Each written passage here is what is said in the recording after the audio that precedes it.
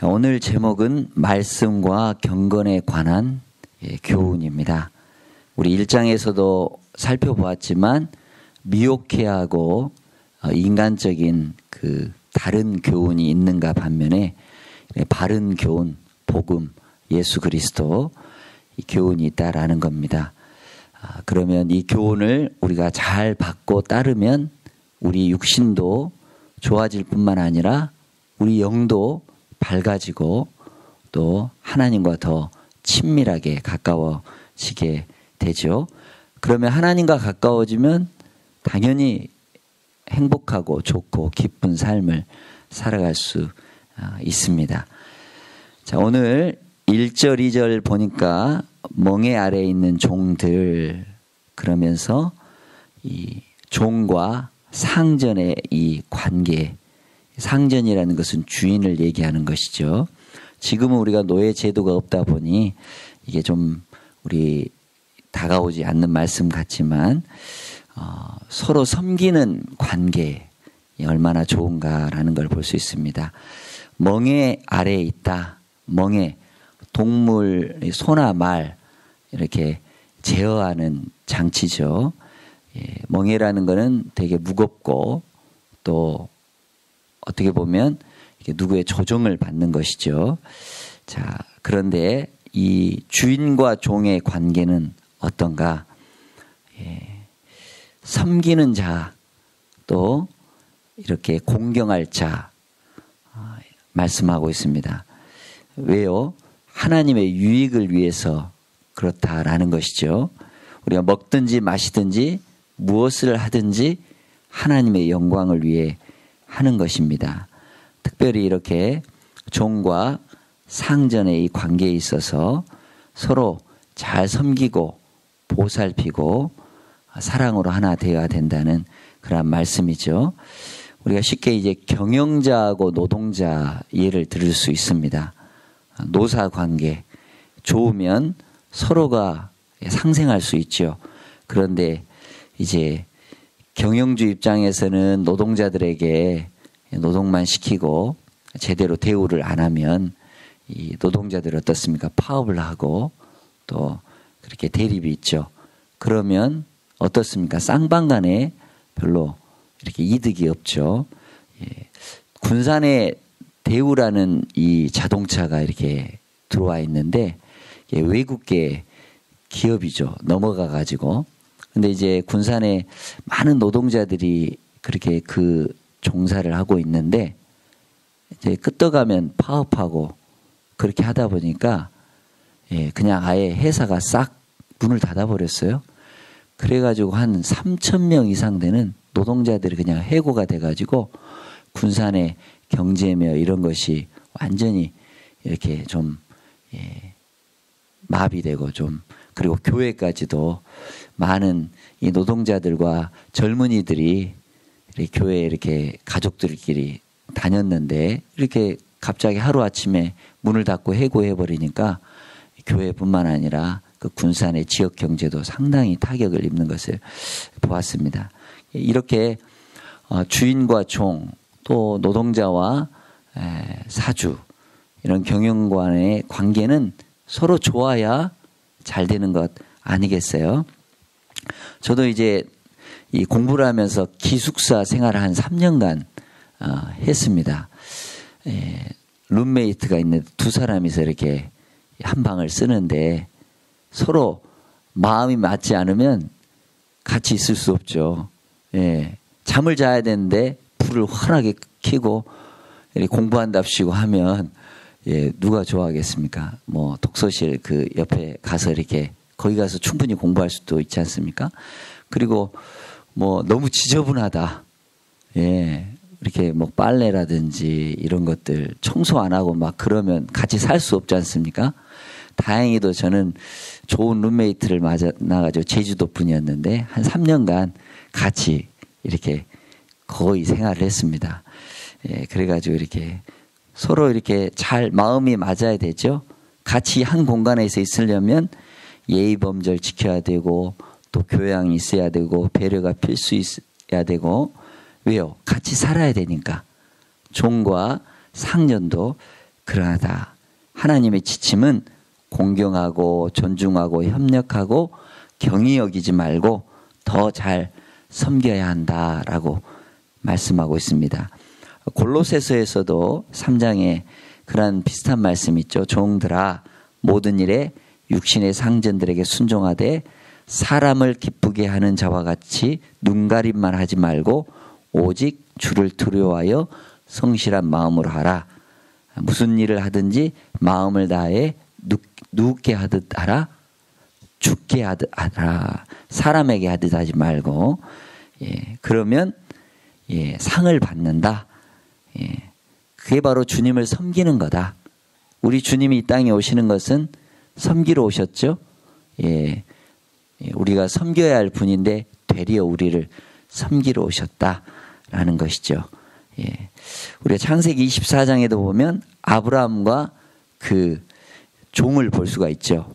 그래서 100세 얻은 이 이삭을 위해 신부감을 데리러 올 때 자기가 정말 신뢰하는 종을 멀리 보내죠. 그리고 그 신뢰하는 종도 주인의 마음에 딱 들게 이렇게 행동하고 섬기는 것을 볼 수 있습니다. 이렇게 좋은 관계로 있다면 서로가 좋고 또 하나님을 기쁘시게 하는 그러한 것이죠. 상은 반드시 주님이 주시는 것입니다. 3절에서 5절에 보니까 이제 다른 교훈, 이제 거짓 교사들 나오죠. 자꾸 세상적인 이 면모, 또 냄새, 세상 것에 속해 있는 것이죠. 하늘 것을 가져야 풍성하게 되는 것이죠. 인간적인 것, 욕심, 결코 좋지 않습니다. 예수 그리스도의 말씀과 경건과는 전혀 다른 길, 다른 교훈이죠. 그 사람은 어떻습니까? 4절에 교만하여 그렇습니다. 교만하여서 다른 게 들어오지 않죠. 하나님을 무서워하지 않죠. 다른 교훈, 바로 거짓 교사들의 특징입니다. 이 경건과 또한 하나님의 말씀에서 벗어나는 것. 그래서 교회를 분열시키고 탐욕으로 행합니다. 결과는 어떻습니까? 진리를 잃어버리고 다툼하고 그렇습니다. 대안은 어떻습니까? 하나님의 말씀으로 경건의 삶, 말씀 따라 사는 것이 좋은 삶 아니겠어요? 어떤 목사님의 방에 가보니까 이렇게 크게 이렇게 써놨어요. 교만은 독이다. 그래가지고 써놨는데, 교만이 가장 문제인 것 같죠? 하나님이 없고, 사람이 우선시 되고, 또 눈치 보고, 하나님의 말씀, 우리가 겸손히 따르면 영예도 주시고, 살 길도 주시고, 평안도 주시고, 은혜도 더해 주시는 것이죠. 그래요. 마음이 부패해서 진리를 잃어버리고 경건을 어떻게 하면 다른 걸로 바꾸려고 하는 그러한 거짓된 교사들, 가르침, 이것이 문제라는 겁니다. 결국은 다툼이 일어난다라는 것이죠. 집안에서 계속 부모가 이렇게 서로 사랑하지 않고 좋은 관계이지 않으면 어떻습니까? 자녀가 영향을 받죠. 좋은 교회는 이렇게 서로 사랑으로 하나님의 말씀으로 복음으로 예수 중심으로 살아가는 것 그렇습니다. 자, 6절 우리 같이 한번 읽어보죠. 그러나 자족하는 마음이 있으면 경건은 큰 이익이 되느니라. 아멘. 아마 이게 대안인 것 같습니다. 자족하고 우리가 감사하는 것. 탐욕 부리는 건 인간이 하는 것이죠. 에덴 동산에서부터 그랬습니다. 보암직도 하고 먹음직스럽고 탐스럽게 한 것을 취했을 때 어떻습니까? 죄가 들어오고 결국은 심판인 것이죠. 자족, 이것은 하나님께로부터 나오는 것입니다. 바로 예수님 복음이죠. 스스로 충족한 것. 그리스도로 충족한 것, 그리스도로 만족한 것, 가장 귀한 것이죠. 예전에 그 천국과 지옥 박영문 장로님 간증 보니까 술에 쪄들었던 그분이 이제 예수님 만나가지고 이렇게 변화되셨잖아요. 그런데 옛날 버릇이 그대로 있으신지라 술을 드시고 싶더래요. 그래가지고 이렇게 술집의 문을 착 열어보니까 정말 이렇게 거기에는 이 무시무시한 막 뱀들이 이렇게 이 술잔을 기울여 있는 모습 보면서 딱 질색해가지고 나오는데 그분이 하는 말씀이 술 먹으려고 하면 우유로 배를 채우라. 그래가지고 세상 것이 내 안에 채워지면 다 이건 헛된 것이죠. 그런데 내 안에 예수 그리스도로 충만하면 세상 것이 들어올 수가 없죠. 그리고 세상 것이 재미가 없습니다. 약이 되지도 않고 경건도 되지 않고 평안도 주지 않죠. 그러나 예수가 내 안에 충만하면 예수가 나에게 힘이 되고 보호가 되고 은혜가 되는 겁니다. 세상 것 가지고는 자꾸 갈등이 있는 것이죠. 그런데 우리가 방금 읽은 말씀처럼 이 자족하는 마음, 경건에 큰 유익이 있다. 그런 것이죠. 자, 7절. 세상에 아무것도 가지고 온 것이 없음에 또한 아무것도 가지고 가지 못한다. 우리 찬송 빈손 들고 앞에가 뭘 붙들죠? 십자가만 붙든다. 그러죠. 이 땅에 우리 아무것도 하나 가지고 태어나지 않았지 않습니까? 그런데 우리가 이 땅에 하나님 은혜로 이렇게 누리는 게 너무나 많잖아요. 감사해야죠. 그리고 갈 때는 아무것도 가지고 가지지 못하죠. 실질적으로. 우리 하나님에 대한 공경하는 마음, 경외하는 마음, 믿음, 사랑, 소망, 이것, 영적인 것 가지고 갑니다. 자, 그럴 때 우리 먹을 것과 입을 것이 있는 줄, 족한 줄로 알고 뭐 해야 되죠? 감사해야 하겠죠. 우리 예수님 우리에게 가르쳐준 주기도문 중간에 보면 뭐라고 우리가 고백합니까? 일용할 양식을 주옵소서. 우리 예수님도 산상수훈에서 무엇 먹을까 마실까 입을까 염려하지 말아라. 이건 이방인들이 구하는 것이다. 그러면서 공중나는 새도 우리 하나님께서 다 먹을 것 주시고 들풀도 다 입혀 주신다. 이러면서 먼저 그의 나라와 의를 구하라. 그렇습니다. 족한 줄로 아는 것, 이게 바로 귀한 믿음입니다. 하나님을 모를 때는 세상 것 다 가지려고 막 취하려고 하지 않습니까? 그런데 어때요? 그게 마음대로 쉽게 안 되죠. 하나님이 보호해 주시고 하나님이 주실 때 그게 바로 참 복 아니겠습니까? 그렇습니다. 별세신앙의 이중표 목사님, 여러분 잘 알고 계시죠? 예수로만 만족하는 거.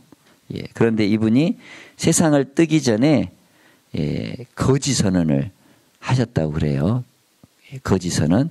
그래가지고 옷장을 열어보고 양복 2벌 이상은 필요 없다. 그러면서 다 이렇게 그렇게 했다고 하는데 완전히 비우는 삶.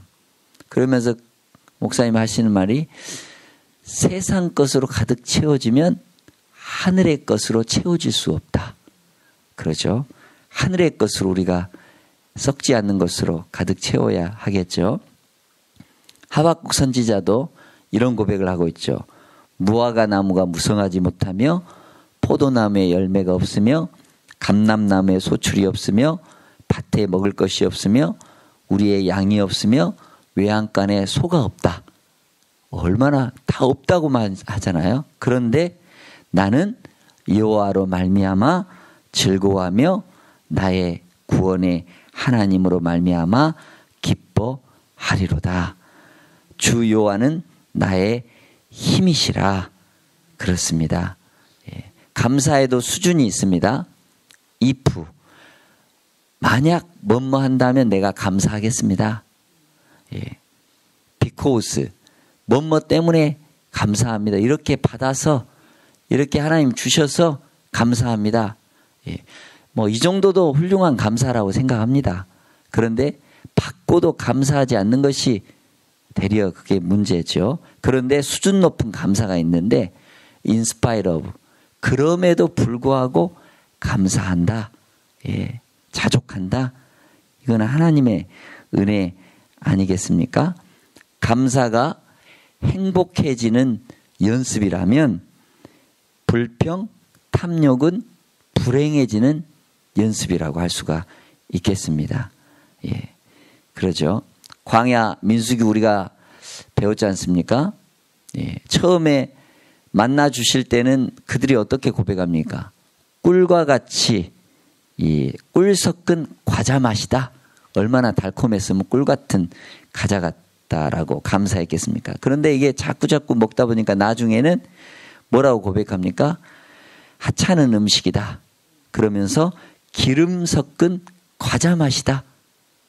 약간은 좀 다르죠. 꿀과 같다고 했는데 이제 기름처럼 느끼하다. 이러면서 불평불만하는 거죠. 그러면서 고기 좀 달라. 예, 하나님이 어떻습니까? 하루 이틀 고기 분량이 아니라 한 달 동안 질리도록 고기를 막 주시지 않습니까? 그런데 씹어보지도 못하고 다 죽죠. 탐욕. 예, 탐욕의 무덤. 이렇게 우리가 배웠습니다.